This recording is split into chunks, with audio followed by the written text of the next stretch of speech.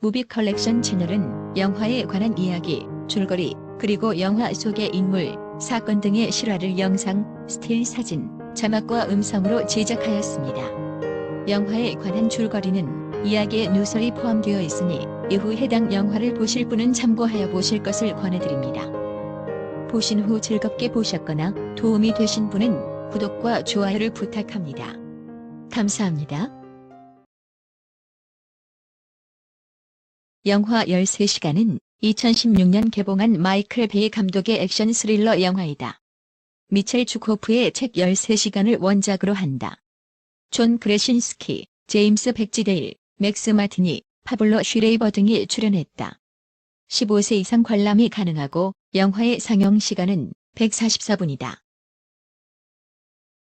영화의 배경은 2012년 9월 11일 리비아의 수도 벵가지에서 일어난 미국 영사관 테러 사건으로 당시 문화센터 신축 미 영사관에 방문한 크리스토퍼 스티븐스, 주 리비아 대사 등 미국인 4명이 사망한 사건 실화를 다룬다.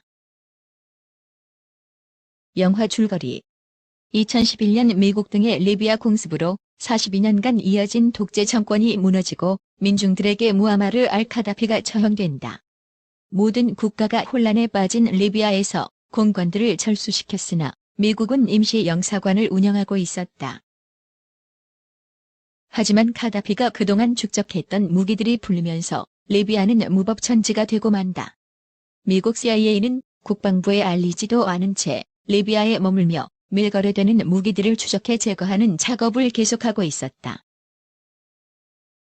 전 네이비 실 요원이었던 주인공 잭 실바는 가족의 생계를 위해 CIA 비밀기지의 민간보안 요원으로 고용되어 네이비 실 시절의 전우인 타이론 우즈가 있는 리비아 벵가지의 CIA 비밀 거점으로 오게 된다. 타이론 우즈가 운전하는 차를 타고 거점으로 가는 도중에 리비아 무장 조직과 만나게 된다. 타이론은 해당 조직의 영어를 잘하는 현지인에게 나라를 위해 죽을 각오가 된 놈끼리만 서로 총질하자라고 윽박지르며 충돌한다. 기지에 도움을 요청하지만 CIA 책임자인 밥은 비밀기지의 안전만을 고려하며 팀원들의 출동을 막았고 당장은 도움도 안 되는 현지인 용병 17 순교단에게만 지원을 요청한다. 타이로는 있지도 않은 드론이 떠서 지켜보고 있다고 적을 속이고 무장 조직은 그의 말에 속아 넘어간다. 그러자 현지인은 떠날 수 있을 때 떠나라는 말을 한 다음 잭과 타이론을 보내준다. 무사히 거점으로 오자마자 현지 CIA 소장인 밥은 리비아가 정치적으로 안정되어 있다면서 GRS 요원들과 새 인물인 잭 실바를 박대한다. 잭 실바는 그곳에서 명령받아 유엔 보섭을 위해 움직이는 CIA 요원을 경호하는 임무 등 일상적인 일들을 진행한다. 그러던 중 벵가지의 영사관이 들어선다. 잭은 그곳의 보안 상태를 점검하게 되는데 그곳은 일반적인 대사관 보안 프로토콜이 전혀 지켜지지 않았고 영사의 경호원 둘만 있을 뿐 전반적인 외곽 경비는 현지인 용병들에 의해 이루어지고 있었다. 분쟁 지역의 대사이면서도 군 경력이 없다고 아쉬워하지만 대사가 이상론을 펼치면서 경호 일정을 위태위태하게 만든다. 설상가상으로 대사가 와서 임시로 업무가 재개된 영사관에 오바마 정부의 예산 절약 방침 때문에 해병대가 오지 못한다. 그렇게 텅 빈 영사관에 국무부 경호요원 5명만이 머무르고 있었다. 그리고 대사의 모든 일정이 대중들에게 모조리 노출되고 있었다. 거기다 영사관 경호 업무는 현지인들에게 하루에 20여 달러 정도를 주면서 탄약은 지급하지 않아서 대사가 온 첫날부터 경비 인력들이 파업 시위를 벌이고 있었다. 결국 오후 9시경 타이론에게 굴욕을 당한 무장 조직의 인물이 무장한 리비아인들을 이끌고 나타나 영사관을 무차별 공격하기 시작한다. 현지 경비 인력들은 도망치거나 몰살당한다. 공격이 시작되자 현지인 용병들은 다 도망치고 영사 경호원 2명만 남아 어떻게든 영사를 보호하려 들지만 곧 궁지에 빠지게 된다. 이들은 1마일 거리에 있는 잭이 소속된 CIA 기지에 구조 요청하게 되고, 이에 GRS 요원들과 유럽의 미군들은 상황 전파가 되는 즉시 출동 준비를 마친다. 그런데 CIA 소장인 밥은 여전히 기지가 노출될 것을 두려워하며 보안 요원들의 출동을 막는다. 그리고 미군들은 설령 폭격이나 특수부대 전개를 하지 않더라도 항공기를 즉시 발진시켜야 한다는 장군들의 주장에 맞서 리비아 영공에 무단 침입할 수 없다는 국무부의 저지로 대기 상태로 있게 된다.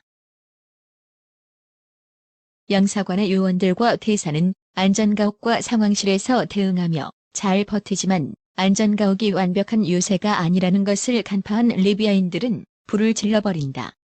그리하여 영사는 불길 속에 갇히게 된다. 그 광경을 본 GRS 요원들은 살려달라 애원하는 국무부 요원의 무선 통신을 듣자 CIA 소장의 제지를 뿌리치고 명령을 위반하면서까지 영사관으로 향한다. GRS 요원들은 영사관 앞에서 정체불명의 무장단체와 마주친다. 요원들은 이 무장단체가 CIA가 부른 2월 17일 순교자 여단인지 판단이 안 되어 매우 혼란스러워한다. 순교자 여단은 리비아 내전 후 난립한 민병대 중 하나로 군 권력을 이양받은 상태였다.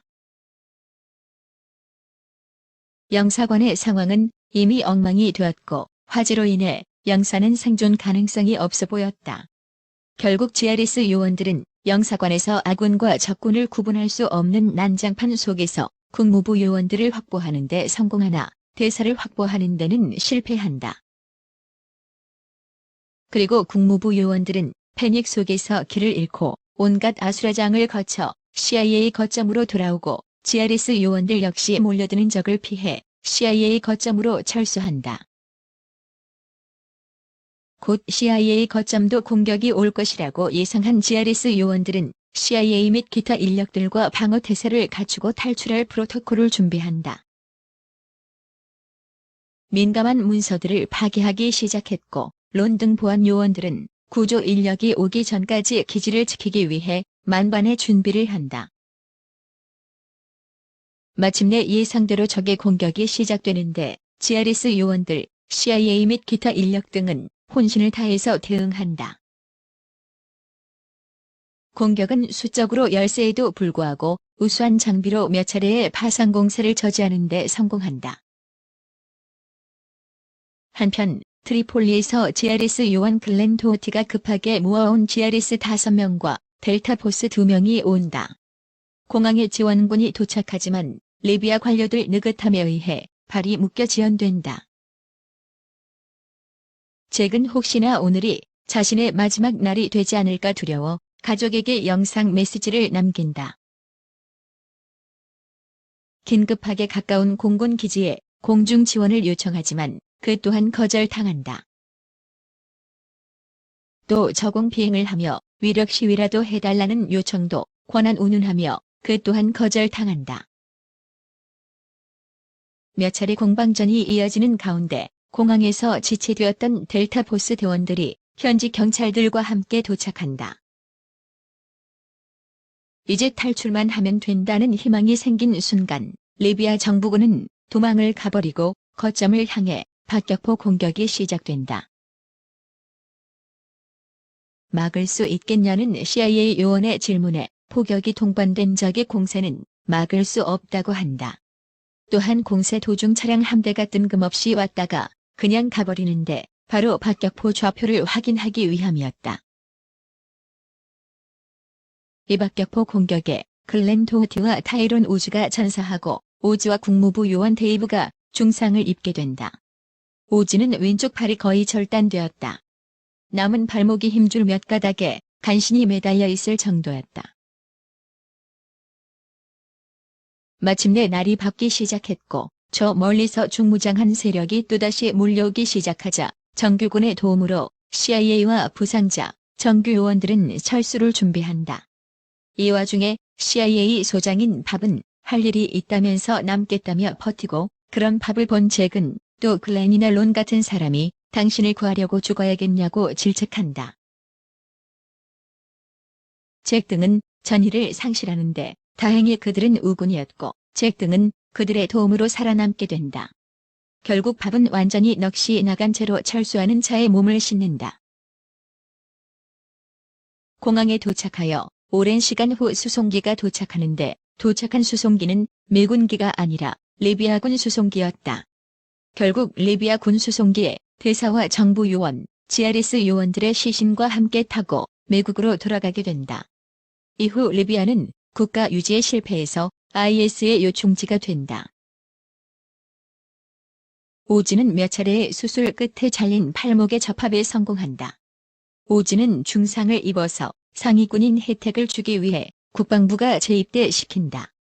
오즈를 제외한 나머지 3명은 다시는 총을 들지 않고 가족과 함께 하였다는 자막이 이어진다. 지금까지 영화 13시간의 줄거리였습니다. 즐겁게 보셨다면 구독을 부탁합니다. 감사합니다.